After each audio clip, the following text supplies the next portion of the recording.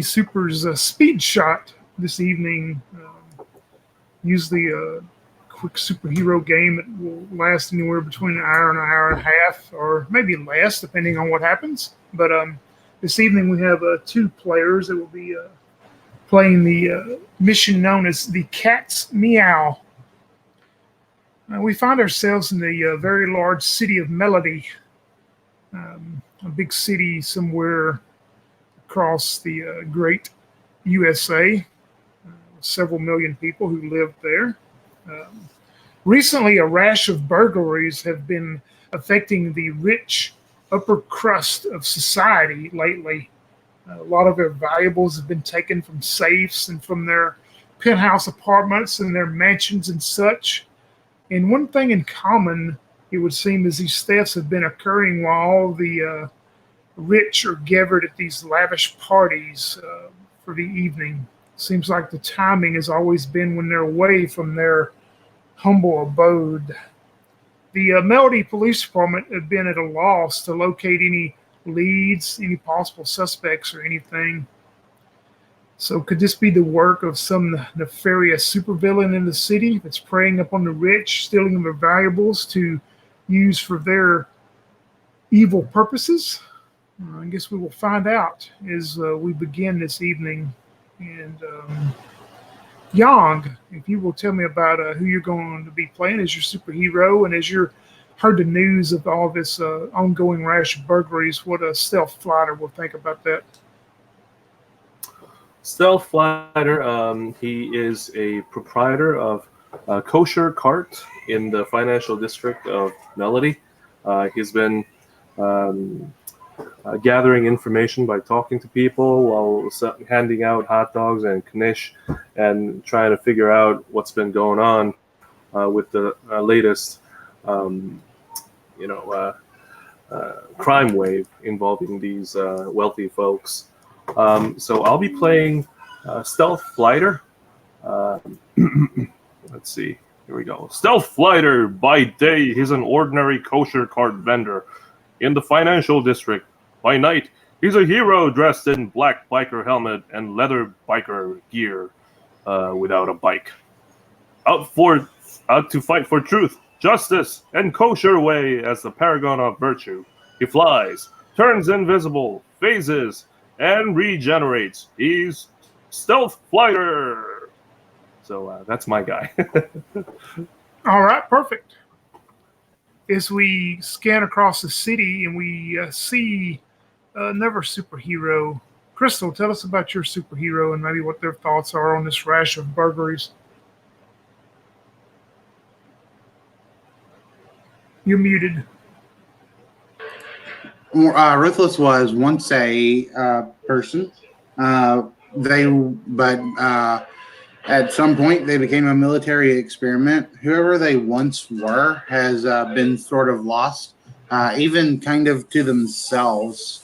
Now they go around basically mimicking any target that they need to in order to kind of blend in.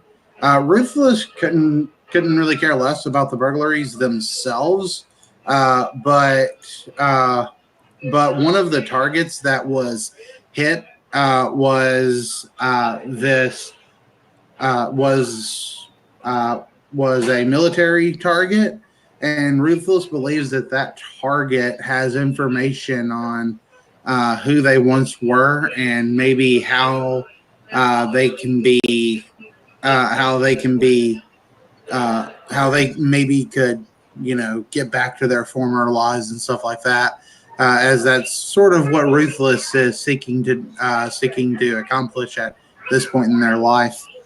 So Ruthless comes out on the richer side of the town, since that's where all these burglaries and everything are taking place, and spots itself a good host to become. And suddenly there's kind of like this morph and shifting in the shadows, as stepping out from the shadows, this man appears. All right. Sounds good. is both Ruthless and Self Flatter have garnered all the information. Basically, they would know what was said earlier. That it appears somebody is preying upon the upper rich of the city of Melody. That only thing that has been in common, it would appear, is that all these are thefts and burglaries are happening while that the owners are away at all these different lavish super parties that they are having on the weekends. And the police department have so far been able to nothing. They have nothing to go on. There's nothing, no evidence left behind. Several different kind of valuables have been stolen, and now word has got out to the superhero community that possibly one of the local villains are behind this. So as you're watching the area of Ruthless, nothing happens is that day or that evening as you're in the area. It seems like everything goes by pretty peaceful. Could Ruthless like maybe find some kind of abandoned house and maybe put out a PA for superheroes saying that he's basically looking for the cat burglar and stuff? Then that could lure stealth flighter to him. Yeah, I mean, if you wanted to put out, if you're not part of the organization per se, I mean, if you wanted to, if you're a lone wolf or whatever you want to call it, I mean, sure, you could do something to try to induce one of the other local superheroes. Yeah, that's what Ruthless wants to do, and he's gonna set up that. So he'll put out a PSA. Posing as Bradley Thompson, a rich businessman who has recently been robbed by this cat burglar, and and waits for whatever superhero happens to come along, someone who can do the work of finding out who this person is, kind of, that he can go along with. Stealth Flighter, you get the information about this supposedly upper rich person that is wanting to meet with one of the heroes, and you're the lucky one to be able to go to this location. Awesome. Yeah, so Ari, that's his name. Ari is basically wrapping up his business. It's around 5 o'clock or something, and his cart is closing down, and in the financial district, he spots one of his customers and waves him over. Hey, Gordon, how are you? Aren't you going to get some knish or hot dog on your way to go home? He waves at one of the customers, and he comes by, I guess, and he basically asks him, say, do you know anything about Bradley Thompson? That name sounds pretty familiar to me. Isn't he one of the hedge fund guys? And I guess he says, yeah, he's one of the wealthier ones. And I suppose he finds out where that Bradley Thompson would live. And if he gets that address or where he would be, he decides to fly over there right after he wraps up everything. Yeah, you discover the physical residence of the address that you found out where this Bradley Thompson lives is not the address that you were given to meet him at. That's odd. So after that, he wraps it up. He locks his cart and takes it over to the storage place and runs over to the nearest Starbucks bathroom. And out of his backpack, he changes into his biker gear and phases out underneath the bathroom and emerges out of a sewer. And suddenly he's off, in subsonic speed to to the location where he's supposed to meet this Bradley Thompson from the public service announcement. Yeah, you discovered the location is actually, in one of the warehouse districts downtown again that you're familiar with. It is kind of seems to be part of the row of abandoned buildings. Up in the air, he activates his invisibility and phase through abilities, taking some time to do so. And he enters the building and scans the area in and out. Ruthless, what are you doing in this building? Ruthless asked Flighter to meet him here because this is where some of the valuables had turned up. So Ruthless is sort of wanting to spy this place out anyway, but could use some eyes that know what they're looking for.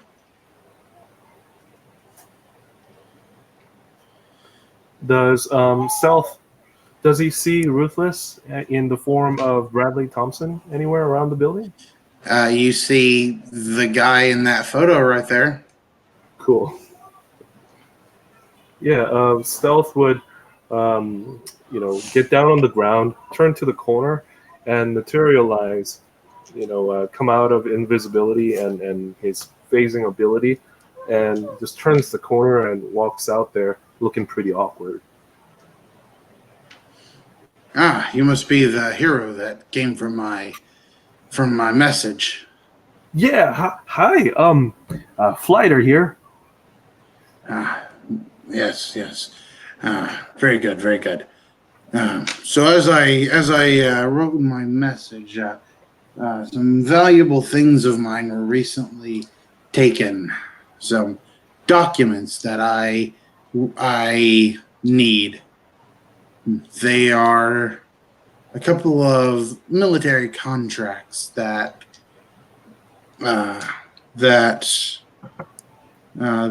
can't be leaked out to the public. Military contracts? That sounds very dire indeed. Mr. Thompson, are you here all by yourself? Yes. I didn't think it wise to have a crowd to hear of the interviews and such that I was conducting with a hero. Well, you called one of us. Well, I'm here to assist you. If you could just tell me what you found out so far. A few days ago, an associate of mine let me know that these documents had appeared on the deep web.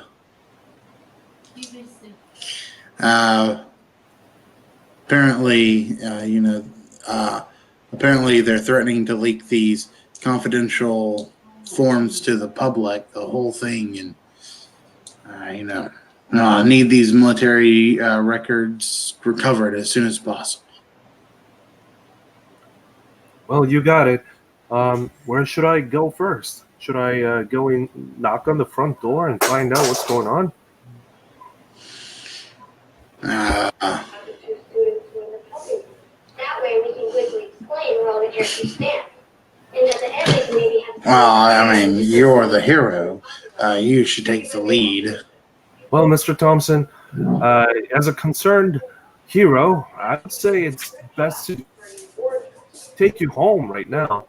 And I could scope out the place all by myself. I mean, I would hate to have something happen to you while you're skulking about in this dangerous warehouse.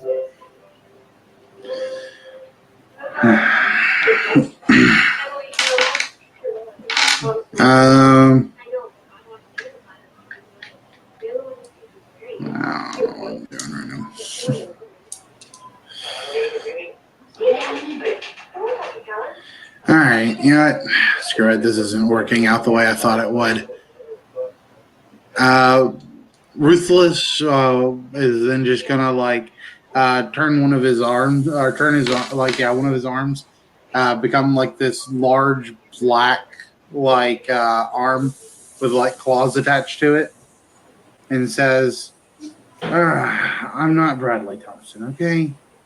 Ah, Gadzooks! What the? He jumps back and he stumbles back basically. Let's just say that I'm motivated to find these military documents that I'm talking about. Hey, who are you? Who? Just call me Ruthless. Wow, They Ruthless! call me. I've heard your name before on the hero roster, heroes or villains roster that's published by the mansion. Yeah. It's a great honor to meet you, Mr. Ruthless. He walks up towards you with his hand stretched out. Ruthless makes his giant claw hand, become a regular human-looking hand again, and he'll shake your hand. Sure. Thank you. He looks at his own hand. It's like, boy, you are a hero nowadays, right? Hero, villain, these are all titles. What I seek is information. And I believe that this person who's been stealing records stole information that I need. So how about you team up with a famous hero and recover those records I need? Sure thing, Ruthless. Yeah, I'm ready. I'm ready to go. I'm here to support you, Ruthless. And then he just stands around. All right. Well then, let's figure out where you have access to the hero database stuff, right? Yeah, the mansion publishes a little profile on all of us. It's top secret, you know. How about you look into the police records first and see if there's any we know that this person prefers to attack at night. See if there's any kind of pattern among the kind of targets that they pick out. See if there's a pattern, any kind of pattern that would show us where they might attack next. Well, you are mentioning that, you're talking about the burglary that's been happening all around the town, right? Yes. Yeah, well, I mean, I work in the finance. No, actually, my sources tell me that recently, whenever these wealthy folks go on a party, something go missing in one of their houses. So I've been doing some investigation, if you will, and it seems like we could head over to one of these wealthy folks' home and do a stakeout. Right, but we have to know who they might target next. So let's look into the police records and see if there's any kind of pattern for the people that they choose. Good plan. Should we head over to the local police department? Yes, let's do that. I could give you a lift. Wonderful. Yeah, he extends his hand and offers to give Ruthless a lift as he flies about. Ruthless will accept, I suppose. Yep, he takes both of his arms and basically dangles him. He's flying towards the police department and lands on its roof. You have a contact there, of course, Stealth. It might be, at the substation you've went to, and it is favorable to the superheroes of the city. So you have a contact there that you could meet with. to garner some information. Cool.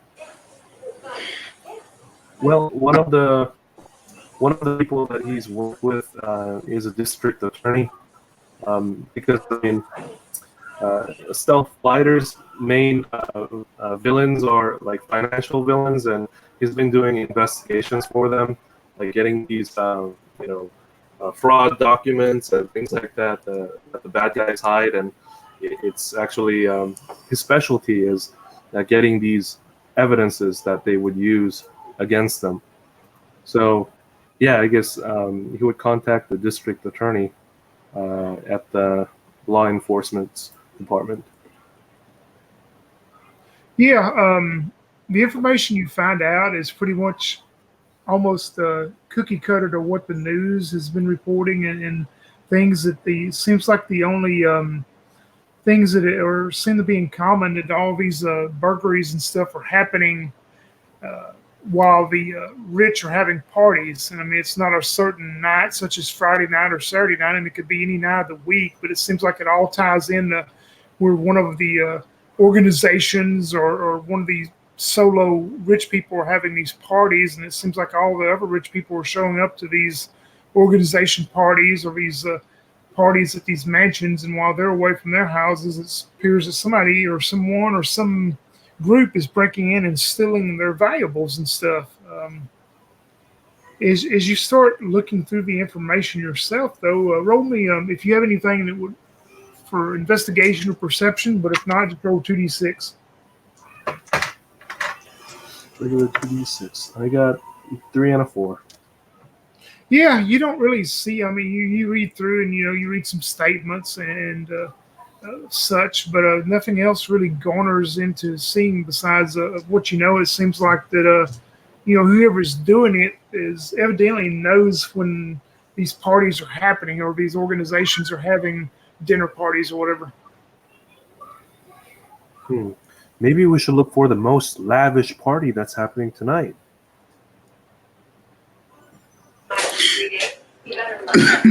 So Ruthless was able to get in with stealth in this room? Yeah, I mean, you're as a normal person now?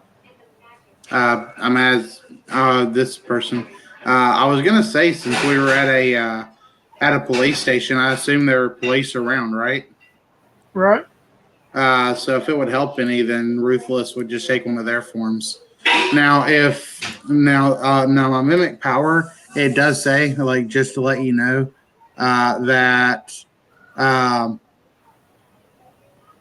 normal clothing can be duplicated. You gain, and it says I gain advantage on any attempt to deceive or pass myself off as someone else. So, like, if someone would recognize this person, I assume that they could be like, "Hey, I thought you were often," or something like that.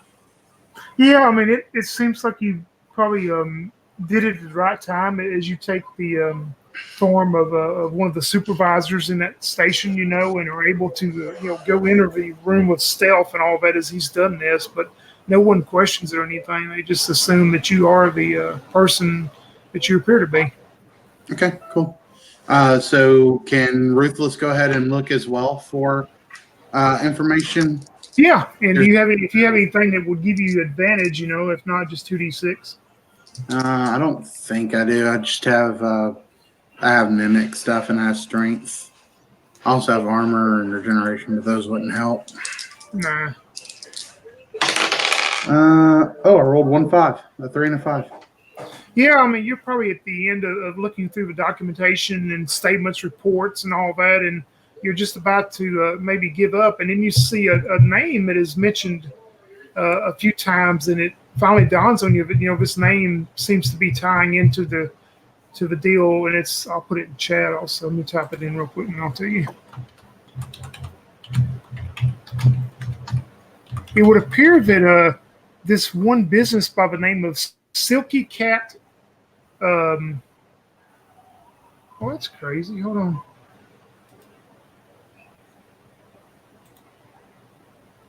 Never mind, I hit the wrong one. I was like, why won't it let me put that in there? Silky Cat Catering seems to have been doing all of these parties or the dinner parties. It seemed like that catering is business is the one that appears to have been doing all or several of these rich parties. Interesting. And okay, so they would probably have access to the guest list for the people who'd be away then. The catering, no, I mean they're just. I mean it's probably like a. I mean they probably just the only list they probably had would be the number of attendees that are expected. They wouldn't have exactly personal names. I wouldn't think. Okay, that's true. Silky Cat, I've heard of them Still before. our lead. Yeah, this is our lead, Silky Cat Catering. Seems like they're the one that's been doing all the catering for all the rich parties lately. Everyone that's been hit, these caterers have been involved. I heard that they're really famous for their crab cakes. Not that I eat them. Yeah. Well, if these people are indeed catering, now caterers typically don't tend to have a actual list, but that doesn't mean they couldn't necessarily get it. Especially if they handled the invitations. We could just look up the phone book and try and find out where Silky Cat's office is. And I suppose we could take a look at their, schedule, their calendar. Yeah, we can look to see when their next catering event is set, and maybe see if they actually do send out invitations to these events as well. We could also do a stakeout at the Silky Cat's office. Not sure how much good that would do, but yeah, we could. All right, let's get moving. I'll transport us this time. All right. Ruthless will walk out of the office with the hero in tow, and he'll say to someone at the front desk, "Keys," and hold his hand up for some squad car keys. All right. And assuming they just give them to him, then he'll take a squad car out to Silky Cat. Yeah, and once y'all go to the location, I mean, this is a nice district. I mean, Stealth Flighter would probably be pretty amazed by seeing the location where it is, but it's a very nice building, and you see some of their vans, their catering vans and stuff. I mean, they're top of the line. I mean, they're cleaned and washed, well maintained, and on the side of it has like this cat that is in a tuxedo holding a tray of covered food, you would think. But I mean, you could tell this is probably a high-notch catering company.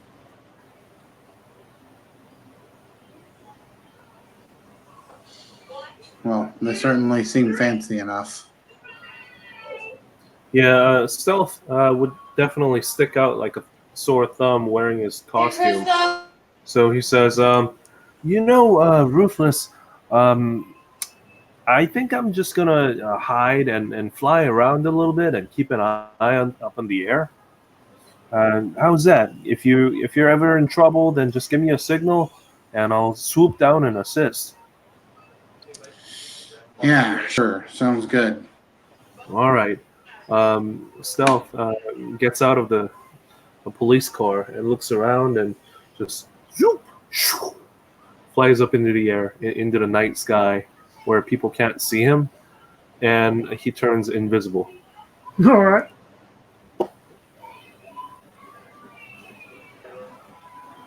Ruthless will make his way over to the front door.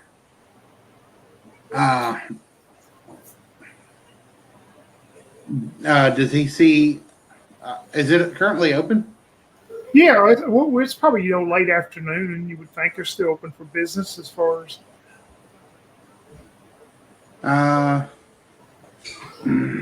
Okay, let's see. I'm gonna say before. Is there anywhere that Ruthless could hide real quick and take another form? Oh yeah, I mean there's alleyways and stuff all up and down through different areas there. So.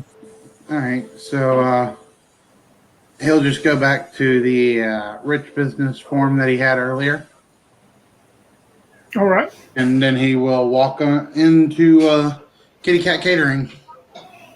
Yep, as you make your way in there at the front desk, I mean, and this is a nice lobby, very well maintenance and very well set up lobby. And there's a young blonde girl, would appear to be in her 20s, there at the front. And as you walk in, she says, "Oh, hello, sir. I'm Marlena. I'm the receptionist for the Silky Cat Catering. Is there some event you would like to set up for us?"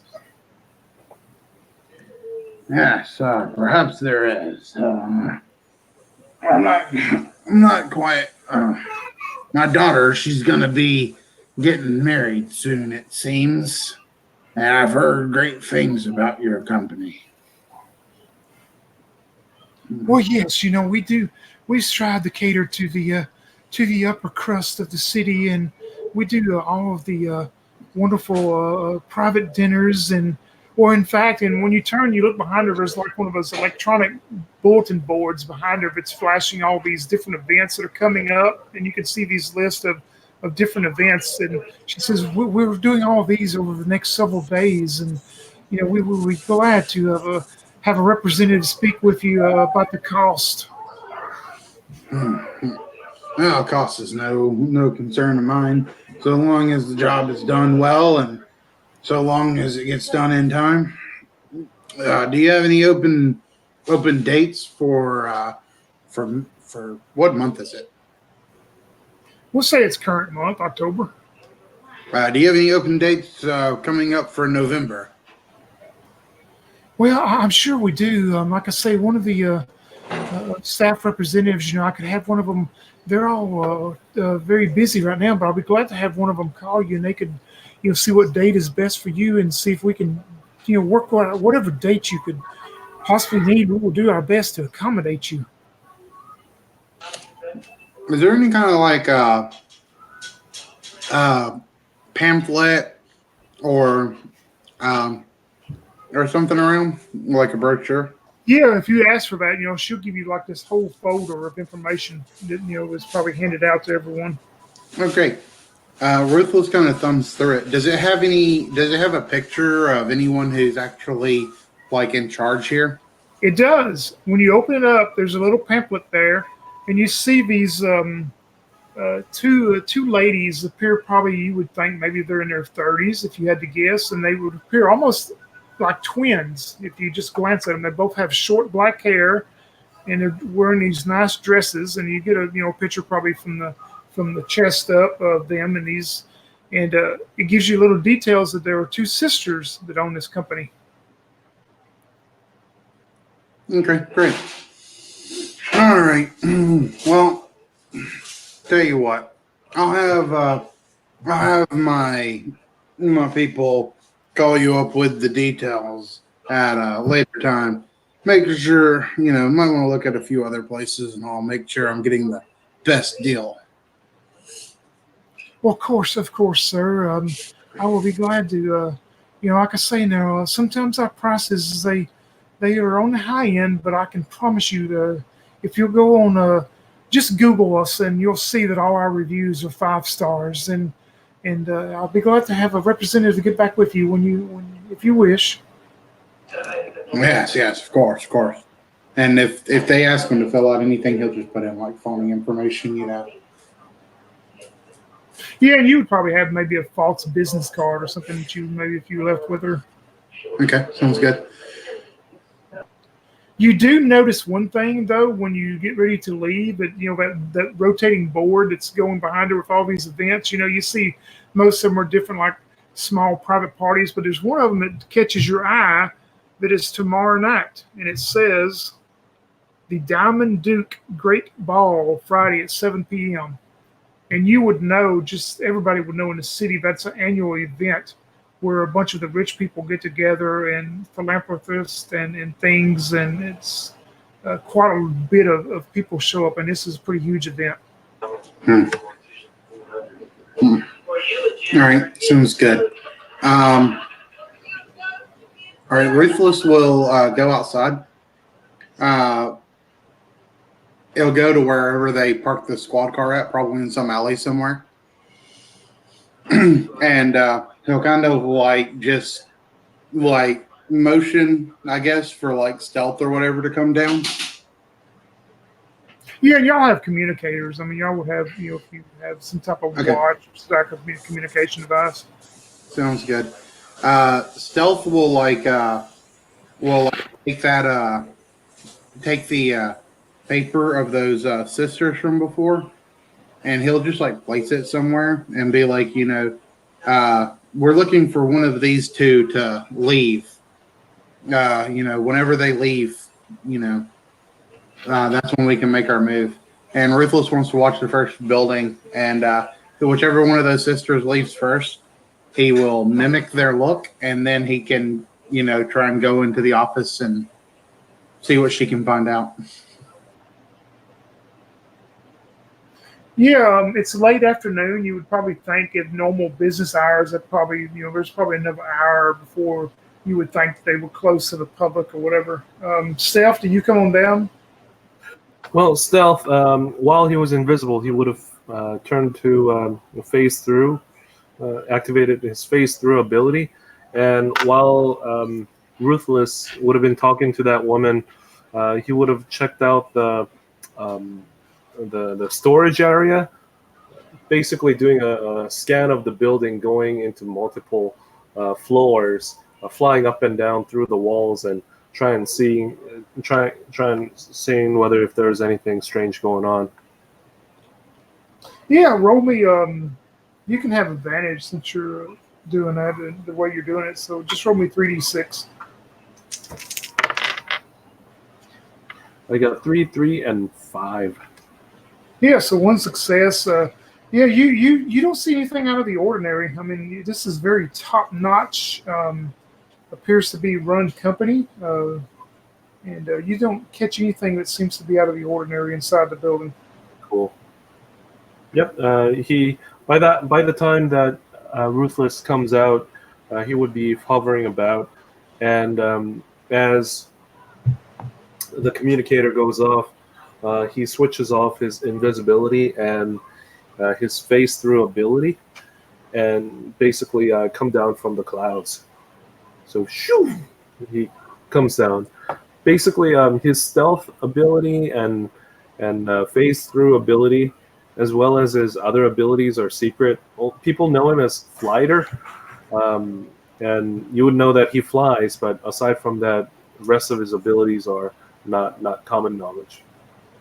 All right.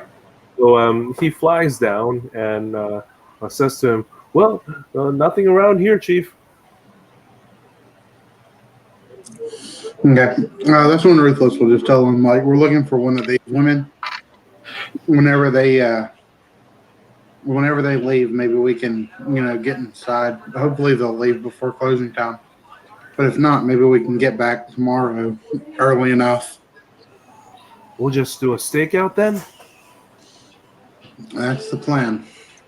Yes, I love stakeouts. So, yeah. So Ruthless wants to see if one of the sisters will leave early. That's kind of what he's hoping for at this moment. You wait till what you would think would be closing time, and you see some of the employees come out, and you see at the end a few more come out, and the front door is locked and secured. You never see these two, what you would think would be the two that was in the brochure. You never see anybody matching that description come out of the building.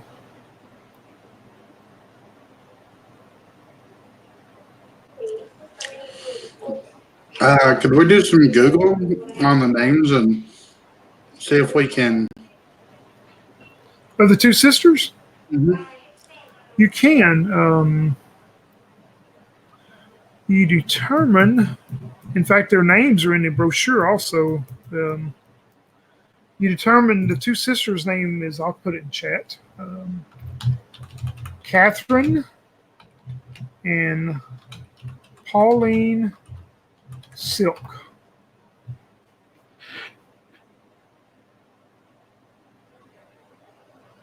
And if you do a little research on them, you discover that Pauline appears to be, from what you can find out by researching, that she's the older sister, and that Catherine is the younger sister. And you determine they were raised up in a ultra-rich family here in the city.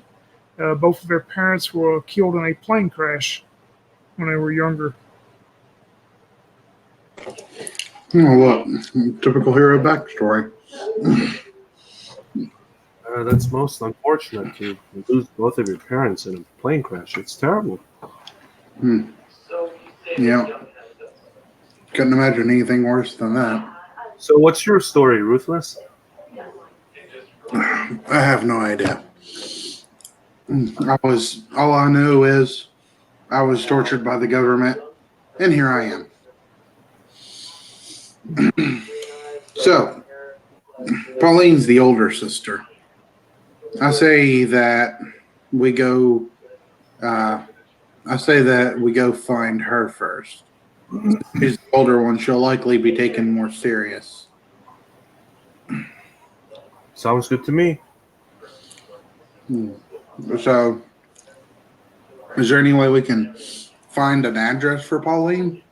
Yeah, both of y'all roll 2d6. 6 and 5. 2, 3. Yep, you're able to find it pretty easily, an address for Pauline Silk. And if you go to that area, you see it's a very vast, rich neighborhood. The seems to be a 2-story mansion, and it is surrounded by large wall and gates, and seems to be pretty secure for anybody just to go up to it.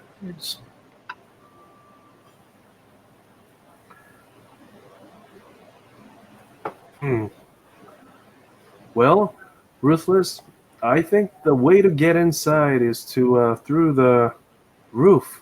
Don't you think so? You do what you can do. I have a way to get me inside. All right. I'll just follow you. Sounds good. Ruthless is in his squad car. He's gonna drive up to the front gate. He'll flash his badge. Detective Anderson. Yeah, and it's got one of those little squawk boxes on the deal. Like if somebody was coming up the delivery or somebody where you could push, you would push like an intercom. Okay, so I thought it was like a guarded gate. Okay, so yeah, he'll push the little intercom. You hear a probably you would think older by his voice, older man, and he says, "Silk residence, may I help you?" Yeah, my name is Detective Richard Anderson. Here with what's the city's name again? Melody. Here with the the MPD. I have a few questions for Miss Catherine Silk. Just a few bases I need to cover with her. Would she be available at this moment? Oh, dear sir, I believe you have the wrong sister. This is I'm sorry, I meant Pauline. yes, Miss Pauline. She is she's not in right now. She's still out working. I'm not for sure when she will be in. She just said she would be late tonight. Yeah. Well, could you give her my contact information and have her get back to me as soon as she can? This is a situation of utmost importance. Yes, just if you have a card or something there, just leave it in the box there, and I will have someone come down and get it shortly. Yeah, he'll leave a contact information with his he probably has a burner phone or something, so Right. he leaves that number on it, Okay. and then he will. I guess from there he'll just kind of drive away. I mean, nothing else he could really do about it.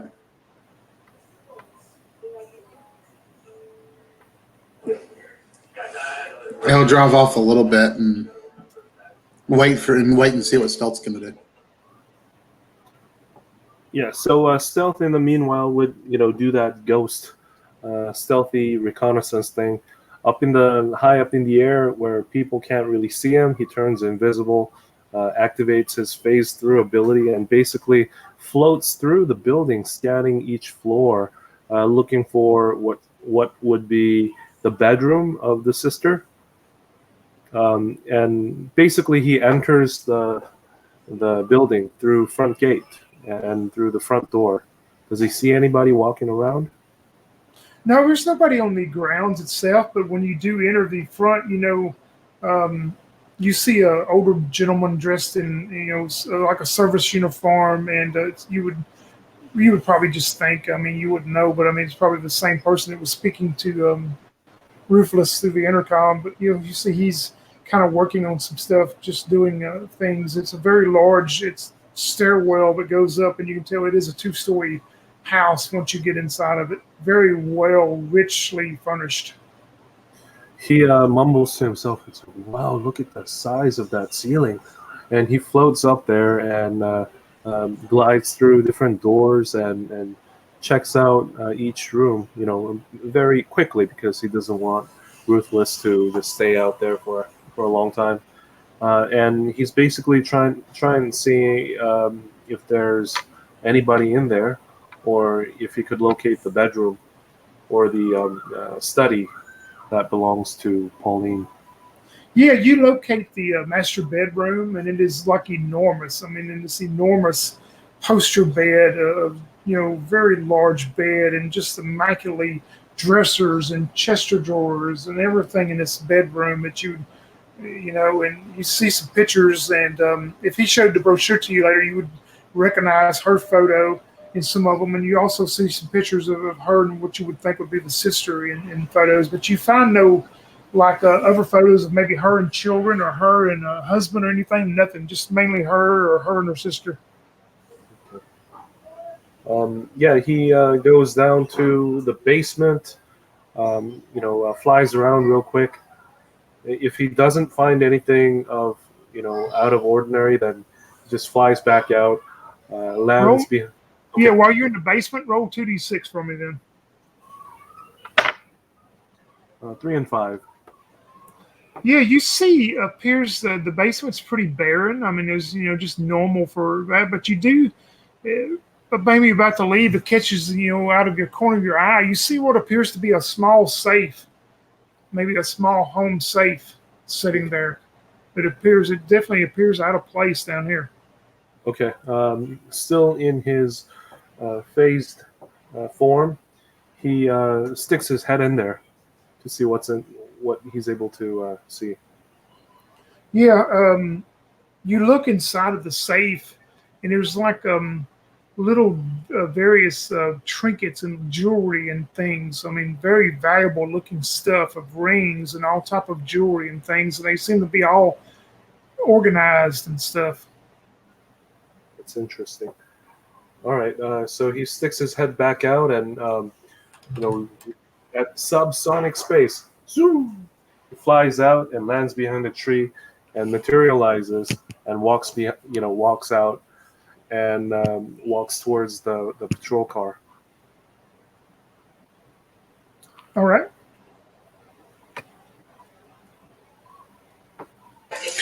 What'd you find out? Anything? Well, I was able to find that there's a strange safe down in the basement of this place, and within it there are very valuable jewelry, rings and gems and such that I've never seen before. Well, she is a wealthy woman. Ruthless, do we have a picture or a list of things, a list of the stolen items?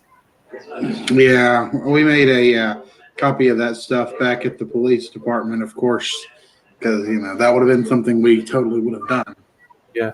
You would definitely know by going through the inventory of some of the items that there was for most of them, there were quite a large amount of very expensive jewelry and rings and stuff like that, gold coins and diamonds and stuff that have been stolen. Well, for one, let's cover our bases. It seems like they have the stolen goods here.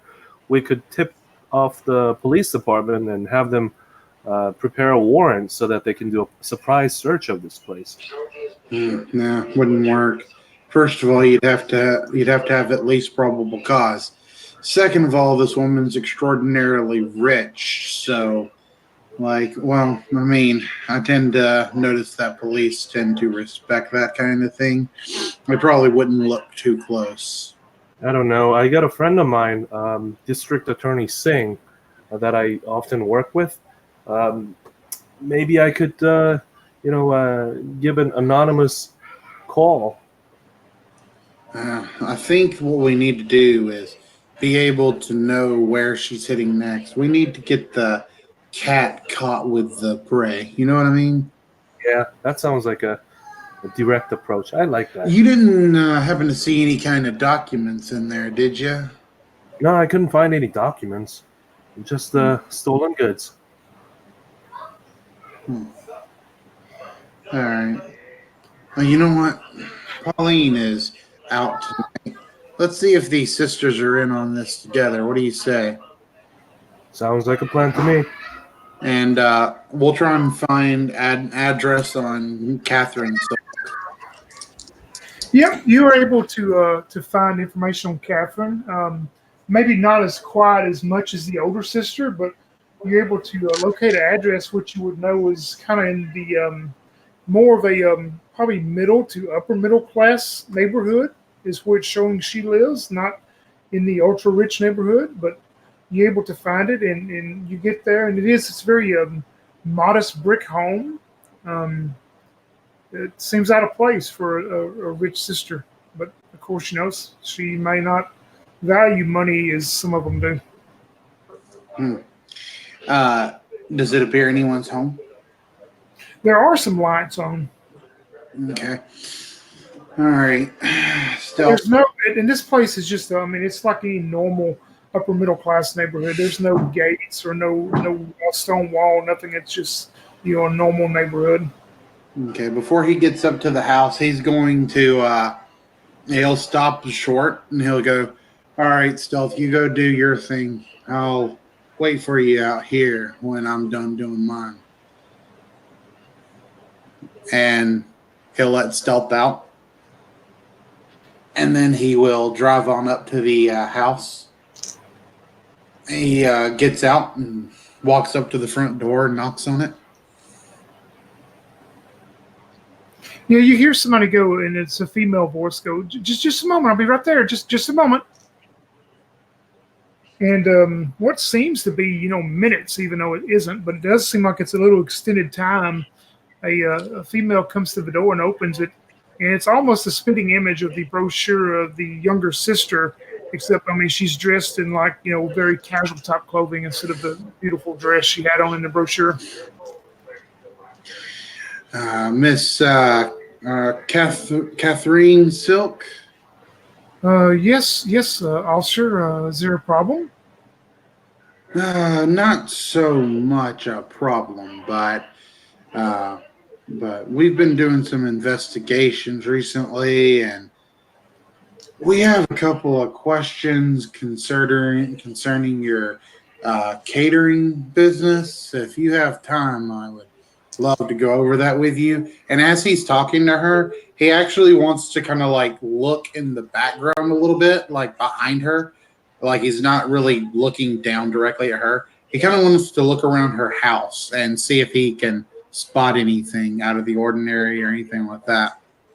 Yeah, you're looking past the entryway, and it appears to open up into to one side. It appears to open up to a very modest dining room that has a dining table and appears to be 6 chairs there. Looking directly behind her, it appears to open up into a den living room, and you see just a normal couch and a couple of chairs. Nothing out of the, just the normal stuff. You see papers and books piled up in places, but nothing else really. Okay.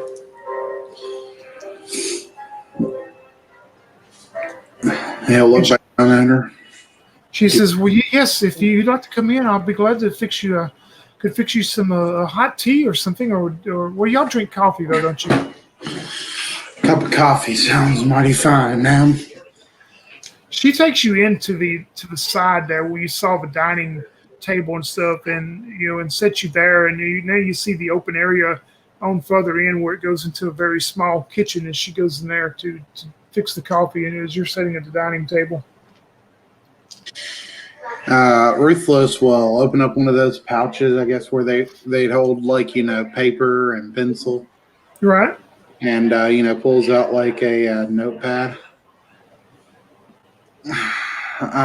So how long has Kitty Cat Cater, or what was it, Silky Cat Catering, been in business exactly?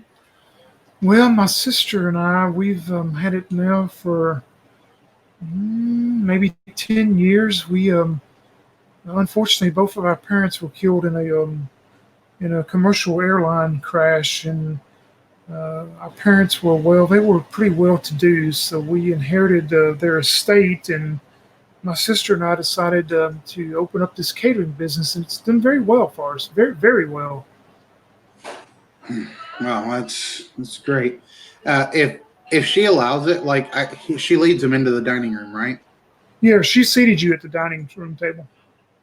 So she allows it. He's gonna get up and sort of like walk towards the kitchen, still just kind of trying to look around, without being too obvious about it. Yeah, the kitchen appears to be fairly well tidy.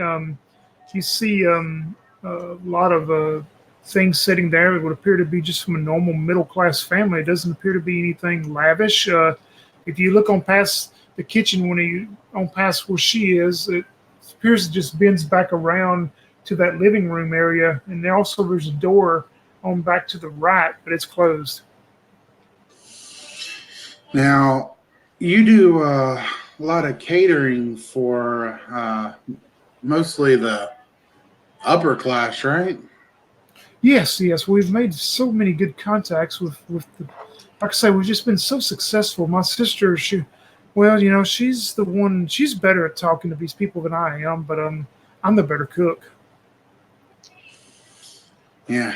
So I can see that already. So, do you handle the everything about the catering, invitations, the setups, and everything?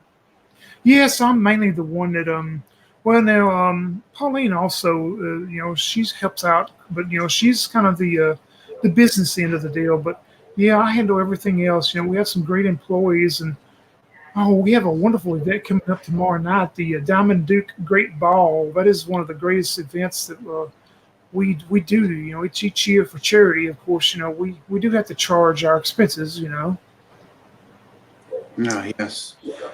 I've heard about that event once or twice. It's a big deal. So, uh, how many employees get their hands uh, on the invitations that are sent out to the various guests of these parties? Very limited. It would be, of course, May and Pauline, and we really only have right now three other, I guess you would call supervisory personnel that would have access to that. So what, maybe five of us? Now, what are the name of these personnel?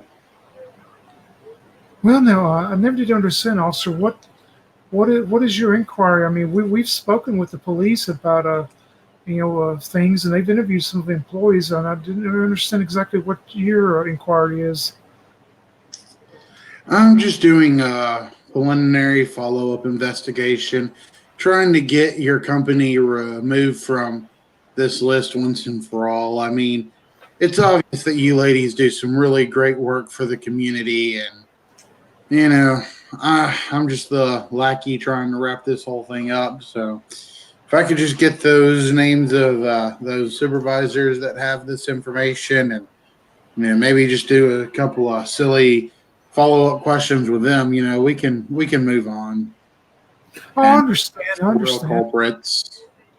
Do you want sugar or cream in your coffee? And I use almond creamer. I don't use that other stuff. It's bad for you. Oh, that sounds delicious.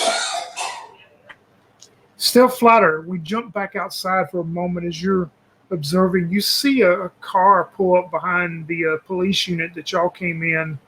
You can tell it's a sports car, maybe a BMW sports car. And you see this beautifully dressed Michael in a nice long dress and heels and stuff with her hair fixed real nice.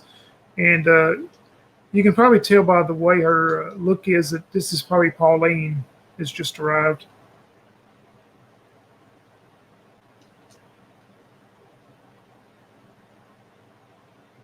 You're At muted, that, y'all. at that, stealth phases through the building and locates our friend Ruthless, and basically, stands right there next to him. So he's basically listening to the conversation. He probably caught the last end of it, and he's looking at the sugar that she's putting into his coffee to see whether if there's anything suspicious about that.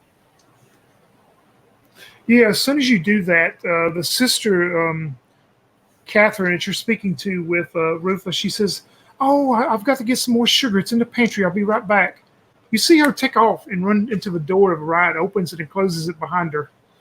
And as you do, the front door opens and you hear, "Sister, is everything okay? There's a police cruiser out front. Is everything okay?"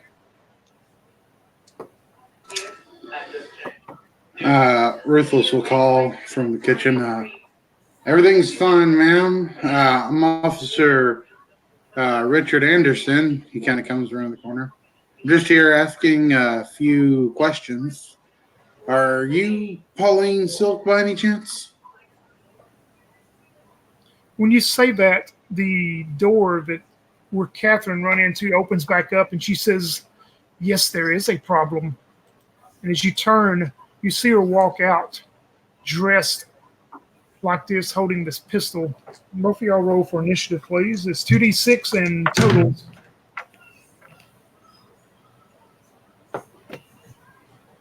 I got And two sixes. 2 sixes, so you got 12 total? Yeah. All right, perfect. What Four. about Ruthless?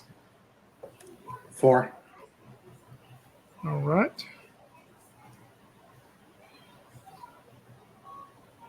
You see what was Pauline come out wearing this suit, and her appearance is the same, but she has this pistol with this kind of like a bandolier across over, and she goes, "There's no sense in you hiding there anymore. I sensed you when you come into the house. I have powers too, you know. Sister, come on in. Stealth, you can start us out as you got a 12. All right. Immediately coming out of phase, stealth, he was hovering right on top of her, and he basically drops down and does like a karate chop on her wrist, trying to disarm her and take her pistol right away. All right. The younger sister, Catherine, also known as Claus, you can do that to her. So, yeah. Is it 2d6? Unless it's your favorite weapon or whatever, it'd be a mastered weapon, it'd be 3d6 if that's what you picked as. No. Ooh. There we go. 6 and 5.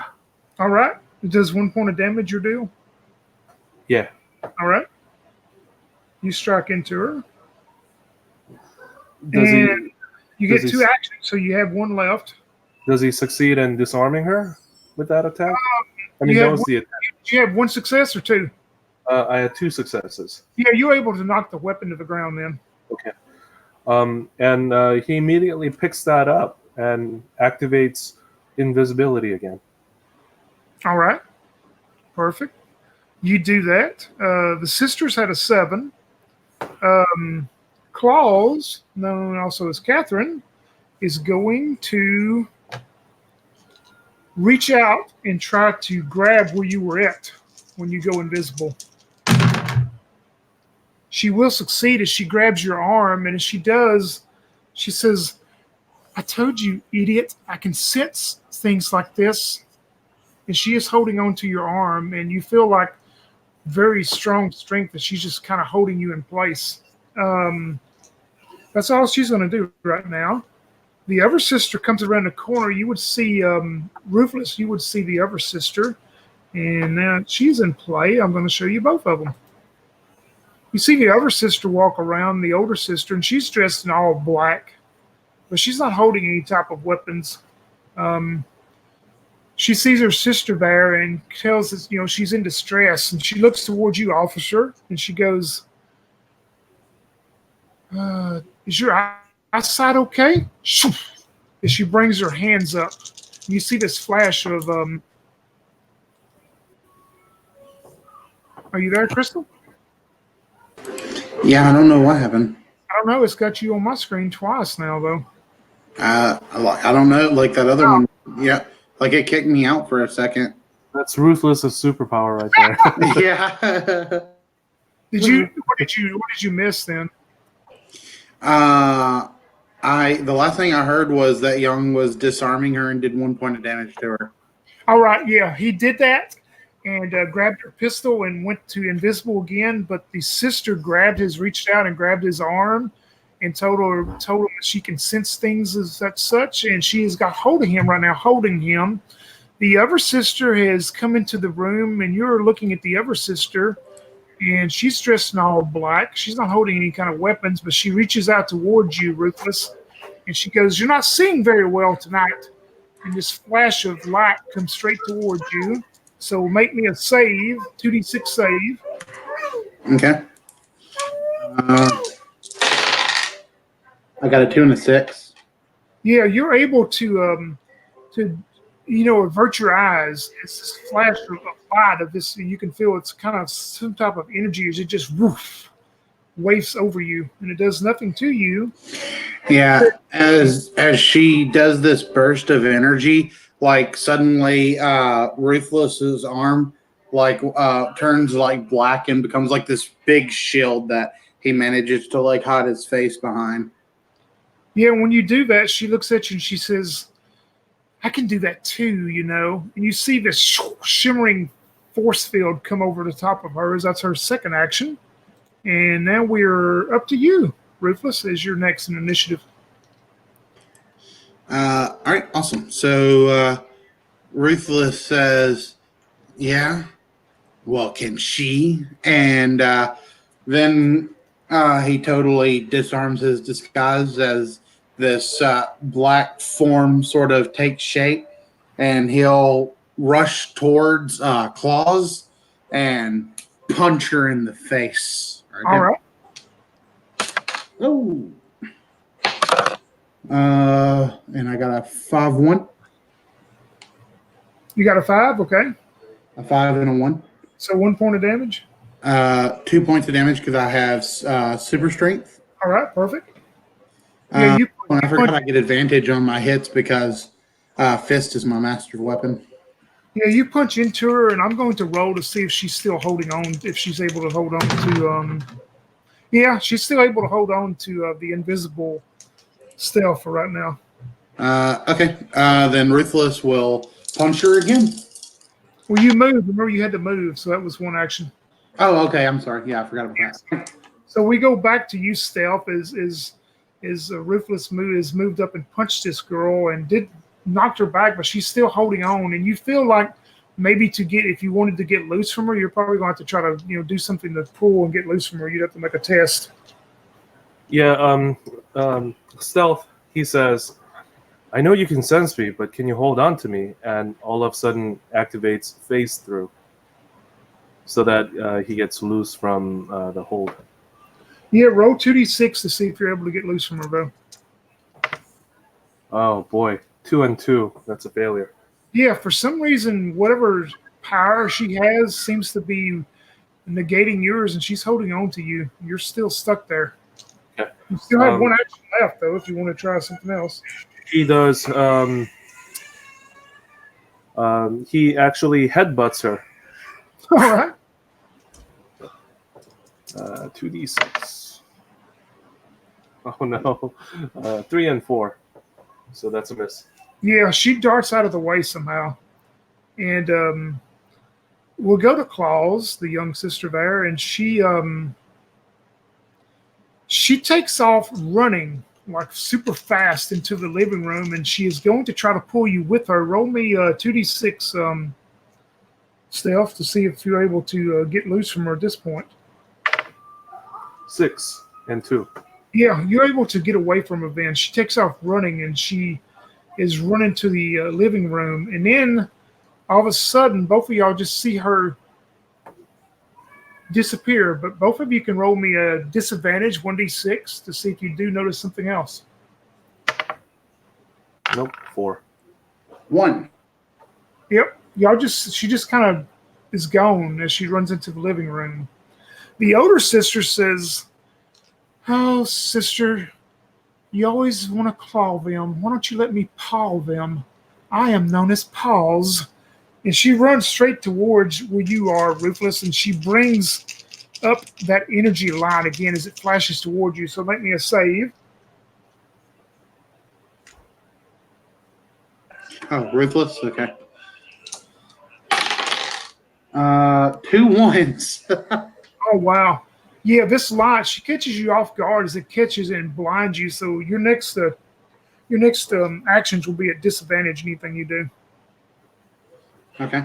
And she stands there, she starts laughing and saying, "See, that's the best you can do. Surely you can do better." And you see the shimmering force field appear over her again. That's all she's going to do. And we're up to you, Ruthless. Ruthless, was that sugar left out earlier, that bag of sugar? No, you would notice that when she said she had to go to the pantry room to get it, she never finished her coffee. Right. I mean, I was just wondering if there was like a bag of sugar she had. Nope. She never got one out of the pantry. It was like she was either stalling or something. Now that you notice all of that. Okay. Ruthless is going to like just kind of reach his arm around to like try and kind of like slam the pantries open.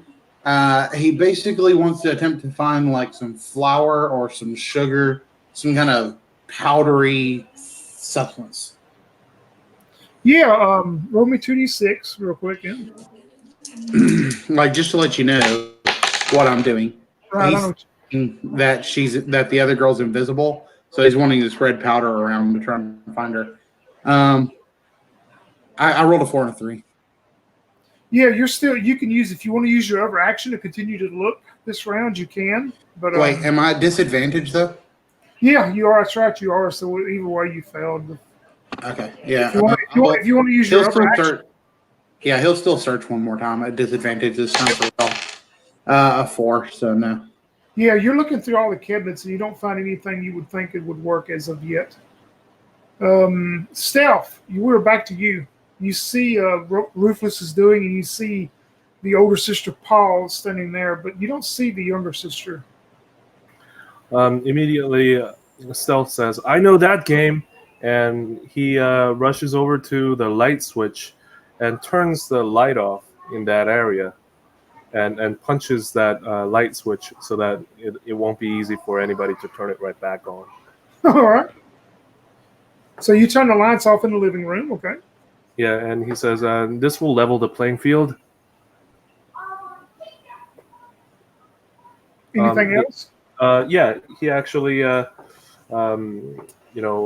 raises that pistol that he took from the villain, and shoots at the woman with the force field. All right. So that's 2d6, correct? Yeah, and I don't know. What is your mastered weapon? Is it ranged or is it? Well, I haven't actually picked a master weapon. I didn't know that I get one. Or is it just like you use your fist? Yeah. It'll be 1d6, and if it's not part of your, it'll be if you're using that pistol. Okay. You can use it. It'll just be 1d6. Okay. So what did I get? Okay. I got 5. Yeah, as you shoot, and you're pretty sure you're on target, it hits this force field as she's activated, and you will need a 6 only to be successful. So it bounces off this force field. Ooh. And we are up to the sisters. She will act first, and she says, "Oh, that was a pretty good shot, but I think you're having vision problems too." As you see the flash of light appear straight out towards you, as she sends this energy flash towards you, and you need to make a save, stealth. 1d6 2. No, it'll be regular 2d6. 2d6. Ooh, 6. Yep, you make it. You're able to fight off the effects of it. And as you do, she is going to walk up and try to hit Ruthless on her second deal. She's just going to try to punch into you. And she'll succeed. Ruthless will take 1 point of damage as she just punches into you. Okay. And you feel, Steph, you feel like, you know how you feel like maybe a bug or something's crawling on you or something, and you turn and look behind you, and you see Claus has appeared in full form behind you, and she goes, "You never did see me, did you?" And she's going to punch into you. Is she disadvantaged because there's no light in the room? Nope. She is, well, I can't really tell you right now what she used, but it wasn't what you thought it was. But she punches into you and hits you for 1 point. Ooh. And we are back to you, Ruthless. At the start of his turn, Ruthless recovers 1 stress point All right. from his regeneration ability. So, like, you know, she punched him and, like, maybe, like, left some claw marks across his chest, and then, like, this inky black ooze just, like, covers it up. And Ruthless will go, "That's not how you punch. This is how you punch." And then he will punch her in the face because he rolled a 6. All right. 2 points, right? Yep, 2 points. All right. And then he, with a 5, that means he hits again. Yeah, because her force field is down, so 2 more. Okay, points. so with the other second 2 points, he like grabs her head and like slams it into a cabinet. Yeah, you damage her pretty good. We're back to you, Stealth, as the younger sister in Ominous Claws is standing behind you where she's just punched you. Cool. Stealth turns back and ignores her, but seeing the opportunity where the other sister is knocked down, he flies as quickly as possible and with both of his fists extended, crashes into her, basically trying to make a melee attack. All right. You're going to try to punch her twice, okay? Yeah. That's a miss. He's going to use a second opportunity to punch her as well. And that's a 5. It's a success. 1 point. Oh, yeah. All right. 1 point. Okay. You punch into her. We go to the sisters, and we'll start with you, Stealth, the sister that's on you. She is going to dash and move around you, and she's going to try to punch into you. She'll fail with the first time. Second time, she'll succeed, so take 1 point. Okay.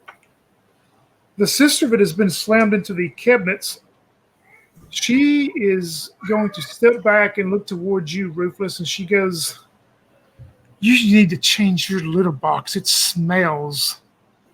And as she does, you see this stuff come out of her arms. It's almost like a webbing. It's stuff, and as it goes and it hits into you, it starts appearing around you, and it's almost like this wet webbing stuff, and it smells like dirty cat litter. So you will be on disadvantage for your next actions on your next turn. And then she I don't yells get a out, save or anything. nope, not on this one. You don't. Okay. It was a ranged attack on this one, but the next thing is she yells out to her sister, and she goes, "Go ahead and leave. You know, the older sister always has to take responsibility. Get out of here while you can. They'll never find you. I'm not about to turn you in." And that's all she's going to do. Is we are up to you, Ruthless.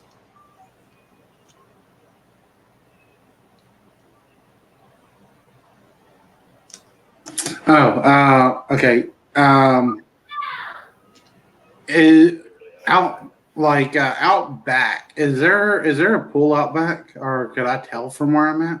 No, everything you wouldn't be able to tell from here. All the curtains and stuff are closed. It'd be hard to tell what's in the back.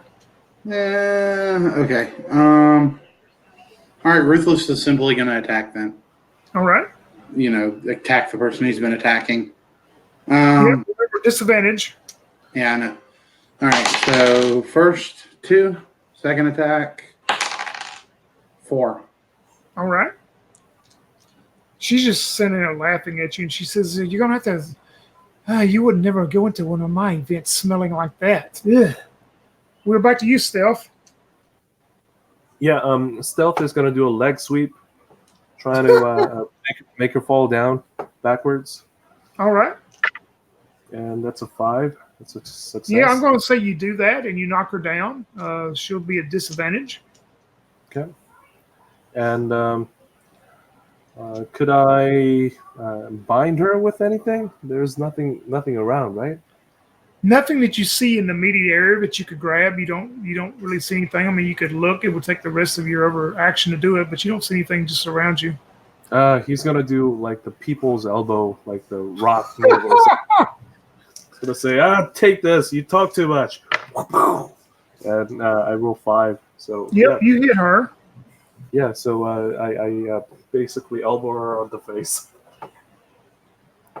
She is going to, it's up to them. So Claus, the young sister, is going to shake off, and she's going to spend an action getting up.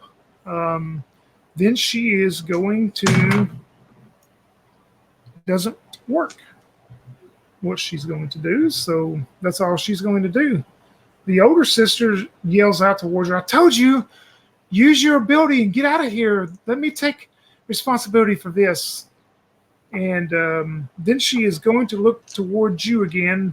She says, "Oh, I wonder if cat litter burns. But no, your eyes will. So make me a save as she shoots another beam of light towards you, Ruthless." Is it me or him? Ruthless, yeah. 1 success. Yep, you're able to fight it off then. So she's going to try to punch you in, and she will fail. So it is up to you, Ruthless. Am I still at disadvantage? Yeah, because you're it's kind of like you're caught in a webbing. I mean, you're moving very slowly, so everything right now is disadvantaged till you get out of it. Okay. All right. All right. Ruthless will just he'll try and punch her again. Then I guess 6. Yep, you hit her. Okay, 2 points. So he punches her for 2 points, and it's like until like you really do talk too much. And the second thing he wants to do, could he attempt to just like grab her? You'd have to break loose out of his stuff first, and to do that, you're just going to have to make a normal test if you want to break out of his stuff. I mean, take an action, but yeah, I mean, it'd be hard to grab hold of her with this stuff on you right now. All right, sure. He'll go ahead and try and break out of this stuff. Yeah, so it'll be just normal 2d6. 2d6. I failed. Yeah, you're caught up in this stuff pretty bad, man. We're back to you, Stealth. Stealth is gonna try and grab that webbing type of thing, and then try to release Ruthless. But at the same time, well, actually, let's do that first. Oh no, I failed. Basically, you're trying to maybe to pull him out or whatever. It seems like it's pretty stout. Yeah, he's gonna try it one more time. Okay, 6. Yeah, you're able to pull him out then. We go to the 2 sisters. The older one's sitting there giving you like a look like, you shouldn't have just done that because you're going to pay for it. But we'll start the younger one. All right. The younger one is still behind you, Stealth, as far as you know, but that's all that happens with her. The older one says, "Oh, do you like the smell of that? Do you want some of it too?" And she's going to look at you, Stealth, and oh wow, she rolled a 1 and a 2. She shoots out this webbing stuff, and it misses and goes past you, Stealth. So then you see her for her second deal. She's going to activate her force field on top of her again. And we are up to you, Ruthless. Okay. Is the older sister next to Ruthless? Yeah, that's the one that's been doing all this with the webbing. Okay. And was it Stealth that got stuck in it? No, it missed him. It missed him. All right. So, all right. Ruthless is going to try and grab this woman. All right. Sister. A 5 and a 1. Yeah, you want to just kind of grab and secure. Yeah. Like her. he grabs her by the throat and just lifts her off the ground. I mean, he's strong. He has super strength. So, yeah, he just like grabs her by the throat and lifts her off the ground and goes, "You talk too much." And then his second action, he just wants to like throw her into a wall. All right. A 5 and a 1. You throw her into a wall, and she hits one of the walls, and you hear her go, and it seems that she is unconscious now. As we go back to you, Stealth. Okay. Stealth. He grabs hold of that webbing that she missed, and basically grabs one end of it and tries to circle around the remaining sister real quick, trying to restrain her. The remaining sister is gone. You do not see her anywhere when you turn back around. She is completely gone. Okay. Stealth then, instead of doing that, I should say you can roll me 1d6 though as you're scanning the area. If you get a success, let me know. I got 1. Yep. You just see. I mean, all the doors appear to be closed. Nothing. I mean, she's just completely like thin air gone. Okay.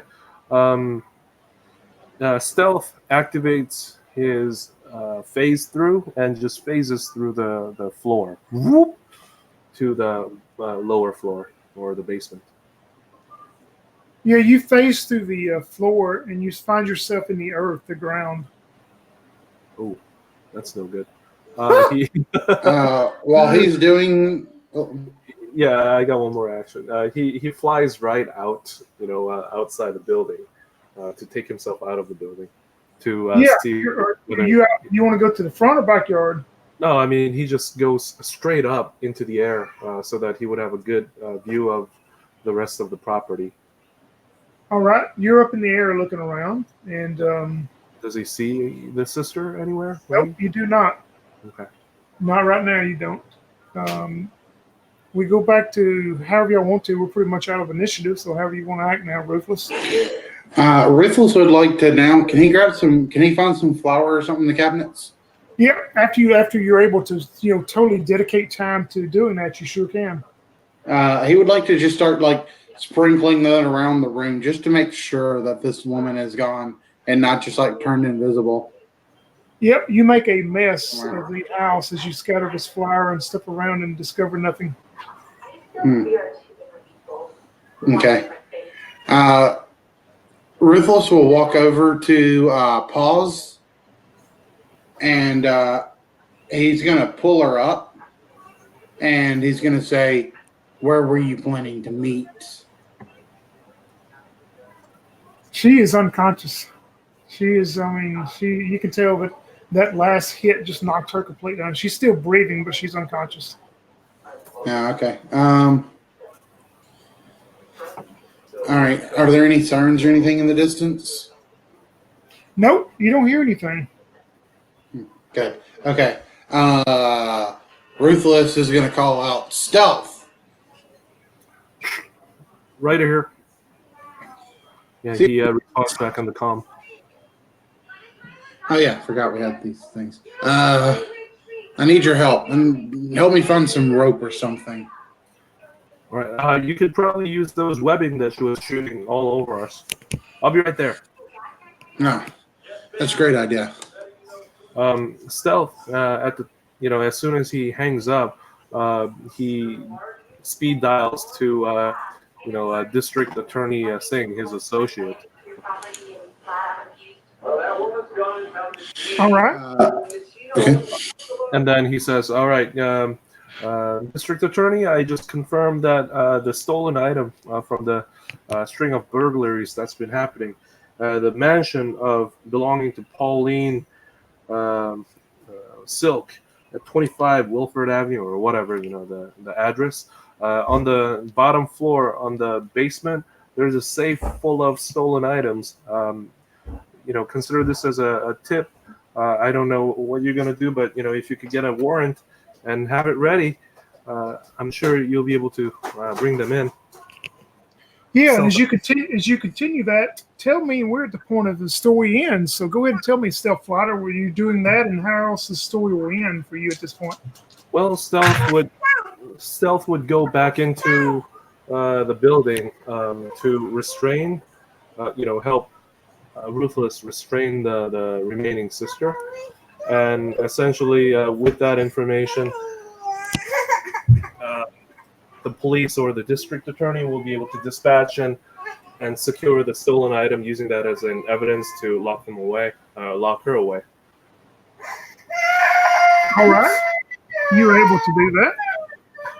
What about Ruthless? How's the story going to end? First, could Ruthless have found that military information he was looking for? Was it hidden anywhere in here? That's up to you. It's your ending. You tell me. All right. I'm gonna say that Ruthless isn't able to find that information. So after Stealth is gone and everything, with sirens blazing in the background, Pause is slowly woken up, and when she wakes up, she sees her little sister Claus standing before her. Hey, you gotta get up now. We gotta get out of here before the police arrive. Come on. And that's how the story ends for Ruthless. All right. I guess I will do my turn then. First of all, we go to the younger sister, Claus, as we're in the kitchen in the battle, and Stealth Flighter is assisting Ruthless. You see the smaller sister just diminish from about 5'5" as she diminishes down and shrinks down to this very tall, just a couple inches tall, and runs and makes her way out the back door into the backyard while y'all are in battle into the kitchen, and leaves to somewhere, who knows where, if she'll show back up again. But that is what happened to Claus, is she used her shape-shifting and shrinking to shift down and run away as her sister told her to. We go back to Paul's as she comes back up and awake, and she looks towards Ruthless as you've turned yourself over to the sister, and she goes, "It's not going to work for me. I know all about shape shifting. My sister's one too, but I think she's better than you are because she's gone and you're still here." That will end the adventure known as the Cat's Meow, using tiny supers again, as we did one of our little speed shots with two of our superheroes. Thanks to Crystal for playing Ruthless. Thanks to Jan for playing Stealth Flighter. They can gain them an experience point on their records, and if they use them again, they'll eventually get to be maybe superheroes. And that will end our game.